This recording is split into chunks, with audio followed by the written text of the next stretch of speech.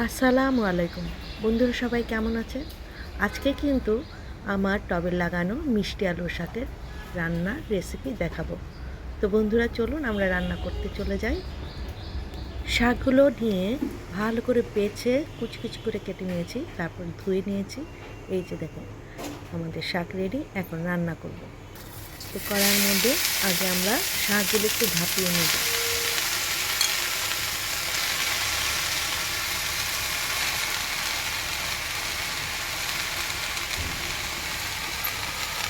দিয়ে দিব পরিমাণ মতন লবণ।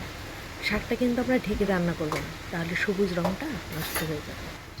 তাই আমরা ঢাকনা ছাড়ে কিছুক্ষণ রান্না করব, যেন শাকটা সিদ্ধ হয়ে যায়। ভালো করে নেড়ে চেড়ে লবণটা মিশিয়ে নিচ্ছি।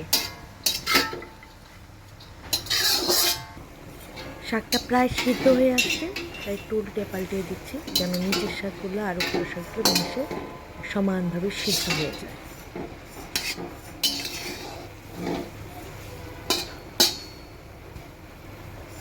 শাকগুলো সিদ্ধ হয়ে গেছে, এখন শাকগুলো আমরা একটা পাত্রে ঢেলে নেব।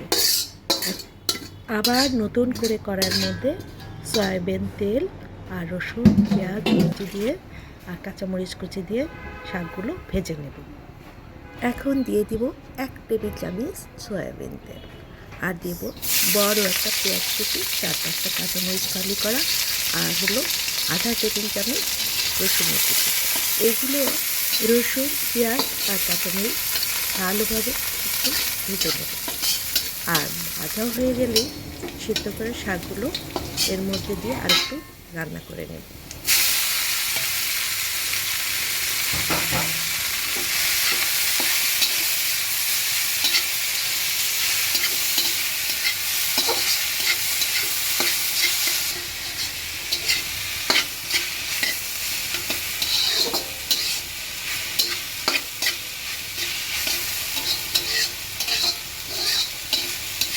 নিজেই লাগানো টবের মিষ্টি আলুর মজাদার শাক ভাজি রান্না শেষ।